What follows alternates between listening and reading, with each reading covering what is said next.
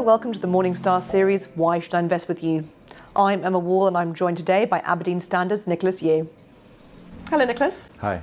So yesterday we had some figures from China, Chinese GDP. And Chinese GDP has come down over the last couple of years. And my question to you is how much of this is intentional by the Chinese government and the reforms and the measures that they're putting in place? And how much of it over the last quarter is to do with the trade war rhetoric? Okay, I think the GDP decline over the years, to a certain extent, it is engineered by the government, notwithstanding that the global economy hasn't been taking that strongly as well, hasn't been going that strongly as well. So that has an indirect impact on the Chinese economy.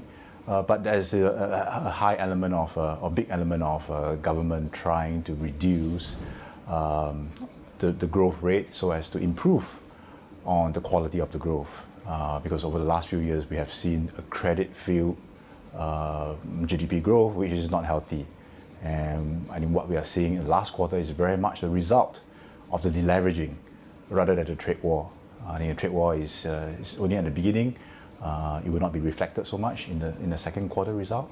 A lot of it is, I think, is down to the deleveraging that we are seeing in the economy. And that is something that we are positive about because the government is definitely doing something to rein in the extra credit that has been, or the credit boom that we have been seeing in China. I suppose that's quite a contrarian idea for investors, that the idea of a slowing economic growth is actually a positive thing for investors. But you're saying it shows that the government is actually taking control of the economy. Yes, I think the government has a number of levers as well.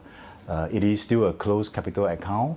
So when it comes to managing financial risk or financial crisis, I think the Chinese government has more leeway, has more levers to contain that as compared to a more open economy.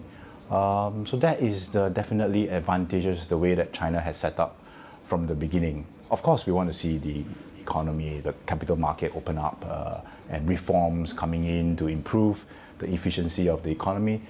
That's all in the making, but it will take time.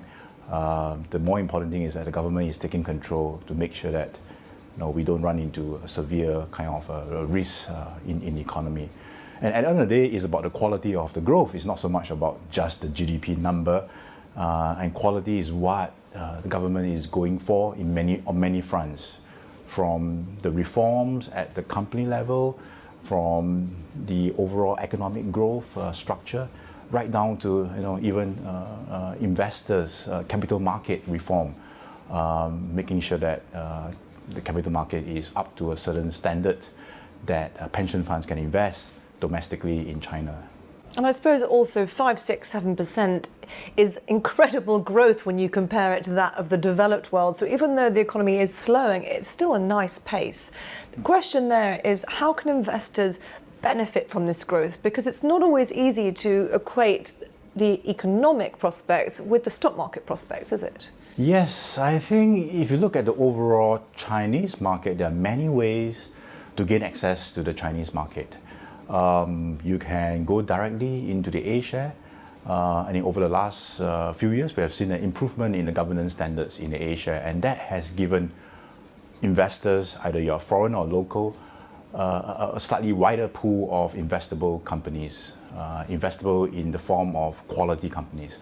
So that is, I think, a great step forward.